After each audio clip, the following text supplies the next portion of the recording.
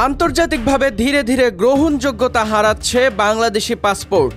রয়েছে বিশ্ব র্যাঙ্কিংয়ে দুর্বল পাসপোর্টের তালিকায়। র্যাঙ্কিংটি করেছে ব্রিটেন ভিত্তিক র্যাঙ্কিং সংস্থা হেনলি অ্যান্ড পার্টনার্স।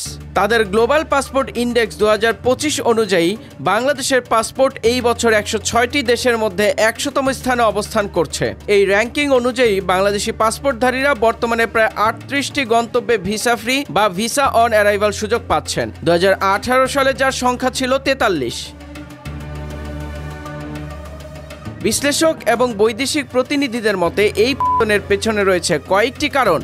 অভিবাসন, পর্যটক ভিসা দিয়ে দেশব্যাপী কাজ করা এদের মধ্যে অন্যতম। এছাড়া দেশটির রাজনৈতিক স্থিতিশীলতা ও অর্থনৈতিক শাসনের ওপরও এর প্রভাব পড়ছে। রিপোর্টে উল্লেখ করা হয়েছে যে গত কয়েক বছরে বিশেষ করে পর্যটন ভিত্তিক দেশগুলো যেমন থাইল্যান্ড, মালয়েশিয়া, ভিয়েতনাম ইত্যাদি দেশ বাংলাদেশি ভ্রমণকারীদের জন্য ভিসার শর্ত কঠিন করেছে।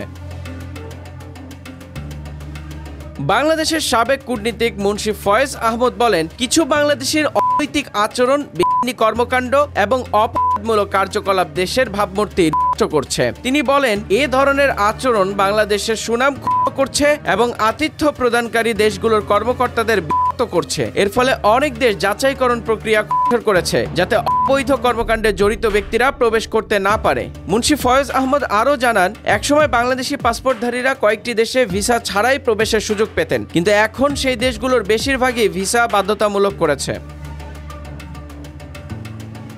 তথ্য অনুযায়ী 2006 সালে বাংলাদেশের পাসপোর্টের অবস্থান ছিল 68তম, যা 2025 সালে নেমে এসেছে 100তম স্থানে, অর্থাৎ এখন এটি বিশ্বের 7ম দুর্বলতম পাসপোর্ট। বিশ্লেষকরা বলছেন, এই র্যাঙ্কিং ভবিষ্যতে বাংলাদেশের নাগরিকদের জন্য ভ্রমণ, শিক্ষাগত বা চিকিৎসা উদ্দেশ্যে বিদেশ যাত্রায় বাধা হয়ে দাঁড়াতে পারে। ভিসা অনুমোদনের সময় উত্তরাধিকারে জিজ্ঞাসা বা দেরি হতে পারে। সরকার ও সংশ্লিষ্ট সংস্থাগুলোকে দ্রুতই অভিবাসন নিয়ন্ত্রণ, পর্যটক ব্যবস্থাপনা ও ভিসা নীতিতে সংস্কার আনার জন্য আহ্বান জানিয়েছেন তারা।